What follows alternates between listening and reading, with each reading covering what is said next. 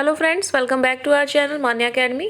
और आज हम करने वाले हैं रेफरेंस टू द कॉन्टेक्स्ट कैसे पेपर में लिखा जाता है, इसे हम डिस्कस करेंगे। और आपको मैं कुछ ट्रिक्स बताऊंगी जिससे आप ज़्यादा से ज़्यादा मार्क्स ले सकते हैं रेफरेंस टू द कॉन्टेक्स्ट लिखते हुए। तो ये हम दोनों चीज़ों के लिए देखेंगे, पोइट्री और प्रोज के लिए। पर पहले हम देख लेते हैं कि पोइट्री का जब स्टैंजा दिया होता है तो हमें किस तरह से रेफरेंस टू द कॉन्टेक्स्ट लिखना होता है। और एग्ज़ाम में आपको 2 स्टैंजास गिवन होंगे, दिए होंगे, और उसमें से आपको एक स्टैंजा जो है वो अटैम्प्ट करना है। एक्सप्लेनेशन उसकी करनी होती है अपने चॉइस के अकॉर्डिंग, जो आपको सबसे ज़्यादा आता है। तो शुरुआत करते हैं। तो शुरू में सबसे पहले आपको क्या करना है, आंसर नंबर डालना है और उसके बाद स्टैंजा, ये वर्ड लिखना है स्टैंजा, STANZA।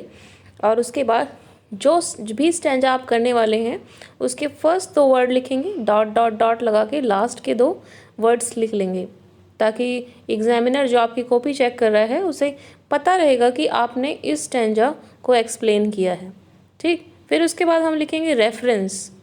रेफरेंस वर्ड लिखने के बाद आप लिखेंगे कि ये जो ऊपर की लाइंस हैं, these line have been taken from, फिर आप पोम का नाम लिखेंगे, जिस पोम से भी ली गई हैं उसका नाम लिखेंगे। मान लीजिए आपने a thing of beauty poem से लिया है तो उसका नाम लिख देंगे।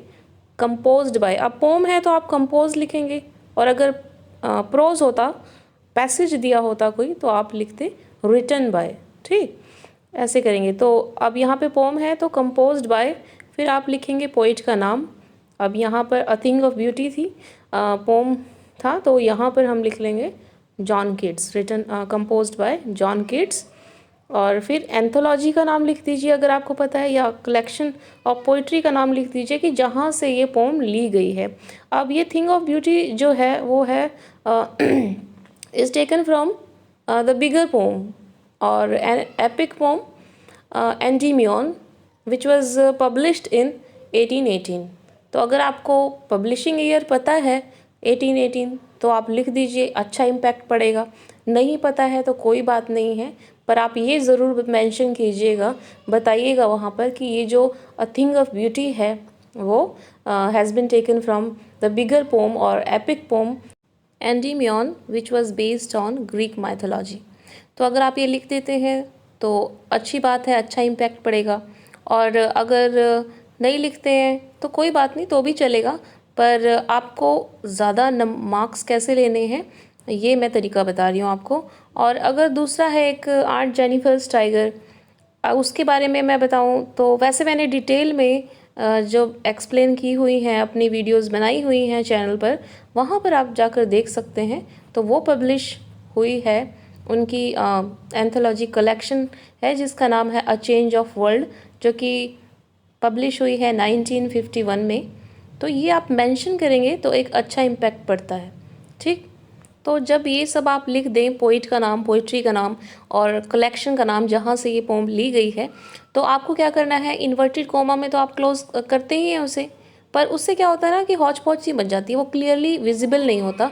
तो मेन पॉइंट जहाँ पर नाम आते हैं ना किसी के, वहाँ पर अगर आप अंडरलाइन भी कर दें तो जो एग्जामिनर है उसको थोड़ी सी आसानी होती है, क्योंकि उसके पास इतना समय नहीं होता है कि वो एक तरफ से आपकी जो कॉपी है उसको चेक करे। फिर उसके बाद आ जाता है हमारा कॉन्टेक्स्ट। अब कॉन्टेक्स्ट में हम क्या लिखते हैं कि जो भी आपको स्टैंजा गिवन है, उस समय एग्ज़ाम में गिवन है, उसका एसेंस लिखना होता है, उसका निचोड़ आपको सिर्फ 1 लाइन में या 2 लाइन में लिख देना होता है। तो इतना आपको करना है। फिर उसके बाद आपको आना है एक्सप्लेनेशन पर। एक्सप्लेनेशन क्या होता है कि जो स्टैंजा मान लीजिए आपको 4 लाइन्स का दिया हुआ है, तो आपको बहुत ज़्यादा जोर मारेंगे तो 5 लाइन्स का आप एक्सप्लेनेशन लिख दीजिए। आसान लैंग्वेज में लिखना है आपको, इजी लैंग्वेज में लिखना है, डिफ़िकल्ट लैंग्वेज का इस्तेमाल बिल्कुल भी नहीं करना है। और फिर उसके बाद हमारा आ जाता है क्रिटिकल नोट्स।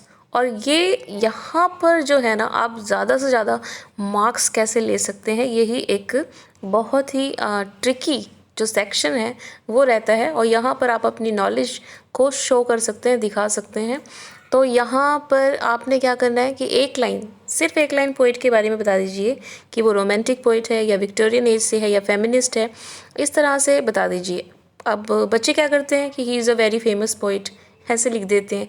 अब फेमस है तभी तो आपके सिलेबस में प्रिस्क्राइब किया गया है। आप ये भी तो बताइए ना कि वो किस एज से है, वो किस अपनी पोइटिक फॉर्म के लिए जाना जाता है और उसका जो स्टाइल है वो कैसा है।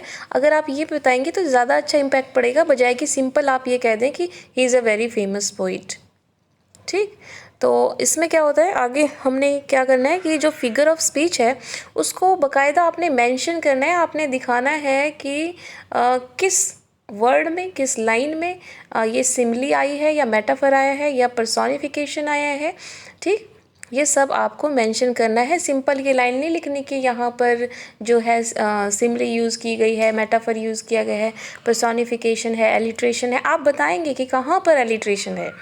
ठीक है, और फिर उसको आप अंडरलाइन करेंगे ताकि एग्जामिनर को आपकी कॉपी चेक करने में आसानी हो। आसानी होगी तो उसका माइंड भी फ्रेश रहेगा और इजीली वो चेक करेगा, तो आपके ऑब्वियस सी बात है जो है मार्क्स अच्छे आएंगे। और उसके बाद हम क्या करते हैं कि जो थर्ड मेन पॉइंट है कि रेफरेंस ऑफ अदर वर्क्स। आप क्या कर सकते हैं कि दूसरे वर्क्स का रेफरेंस भी दे सकते हैं इस सेक्शन में, क्रिटिकल नोट्स में। जैसे अब मैंने आंट जेनिफर्स टाइगर आपको कराया था, तो उसमें बताया था कि वर्जीनिया वुल्फ ने, जो 20th सेंचुरी की फेमिनिस्ट राइटर हैं, उन्होंने क्या कहा है कि अगर फीमेल को राइटर बनना है या अच्छा बिग वर्क करना है तो उसे क्या चाहिए, उसे चाहिए handful of money, a room of one's own. और दूसरी तरफ हमने देखा था कि मिशेल फूको ने पावर और नॉलेज का एग्जाम्पल मैंने आपको दिया था, और वर्जीनिया वुल्फ ने शेक्सपियर की एक फिक्शनल सिस्टर भी इमेजिन की थी, बनाई थी, और जो कि रियलिटी में नहीं थी। तो उन्होंने कैसे बताया था, ये सारी बातें आप यहाँ पर थोड़ी थोड़ी मेंशन कर सकते हैं एक एक लाइन में, तो इससे भी बहुत अच्छा इंप्रेशन पड़ता है। और लास्ट में आप क्या लिखेंगे, कंक्लूज़न।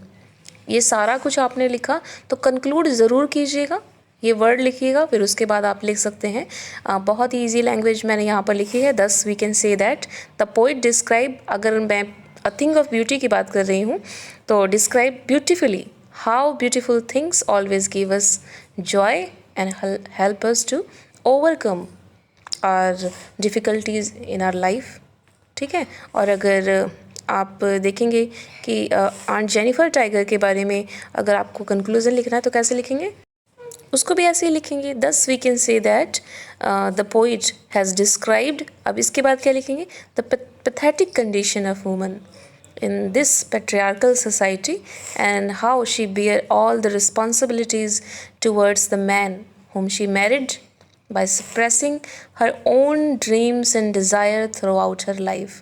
बस इतनी सी लाइन लिखनी है। और अगर माई मदर एट 66 लिखना है, इसके बारे में आपको कंक्लूज़न लिखना है, तो फिर से वही line, thus we can say that the poet describe the anxiety of a daughter towards her mother, okay, who has done with her age, जिनकी उम्र हो चुकी है, and in this way she wanted to convey the universal message that man is born to die, कि जो इंसान पैदा हुआ है उसे मरना ही है, तो ये यूनिवर्सल रियलिटी है, इसे एक्सेप्ट करना चाहिए, ये मैसेज दे रही है। और ब्यूटीफुली जो है मदर और डॉटर के रिलेशनशिप को उसने, कमला दास ने बताया है। ठीक है, फिर उसके बाद हम ये भी ले सकते हैं कि जो डस्ट ऑफ स्नो है उसमें अगर उसकी बात करें तो कैसे कह सकते हैं, फिर से वही line, thus we can say that the poet tries to make us understand that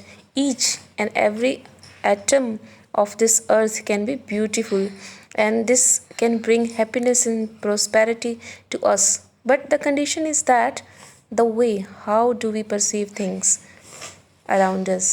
ठीक, कैसे हम चीज़ों को परसीव करते हैं, कैसे हम सोचते हैं। आपने सुना होगा वो प्रोवर्ब की beauty lies in the eyes of beholder. तो इस तरह से पोइट कहना चाहता है कि चीज़ों को देखने का हमारा नज़रिया क्या है, वो उस पर डिपेंड करता है कि जो सामने की चीज़ है वो हमें खुशी देगी या सौरो देगी। ठीक, अब जो कौवा था वो अच्छा नहीं माना जाता है, पर वो चीज़ों को देखने का नज़रिया था और उसी ने जो है जो बचा लिया, बाकी का जो डे था पोइट का वो सेव कर लिया। अब वो जो उसका मूड ख़राब था वो ठीक हो गया। तो इस तरह से हम क्या कर सकते हैं, रेफरेंस टू द कॉन्टेक्स्ट लिख सकते हैं। आप लिखिएगा और अटैम्प्ट कौन सा क्वेश्चन करना चाहिए, हमेशा वो क्वेश्चन करना चाहिए जो ट्रिकी सा हो, जिसमें बहुत सारे पॉइंट्स बनते हों और आपको आता भी हो। तो आपके सिलेबस में कुल मिला के 5 पोम होंगी, उसमें से अगर आप 4 पोम भी कर लेते हैं तो आपके लिए सफिशेंट है। उसे कीजिए, अच्छे से कीजिए, हर एक पॉइंट को आप रट लीजिए, घूंट कर पी जाइए, और जब भी कोई भी स्टैंजा दिया हो आप अपने जो मेन पॉइंट्स हैं वो लिख के आ जाइए, और जो एक्सप्लेनेशन है वो तो उन लाइंस की ही रहेगी, पर जो पॉइंट्स है अगर आप याद करके रखते हैं सभी पोम्स की तो आपके लिए बहुत अच्छा रहेगा। और अगर आपको नहीं आते हैं तो मेरे चैनल पर ये वीडियोस दी गई हैं, बहुत डिटेल में मैंने एक एक चीज़ को एक्सप्लेन किया है। तो चलिए फिर मिलते हैं, बाय फॉर नाउ।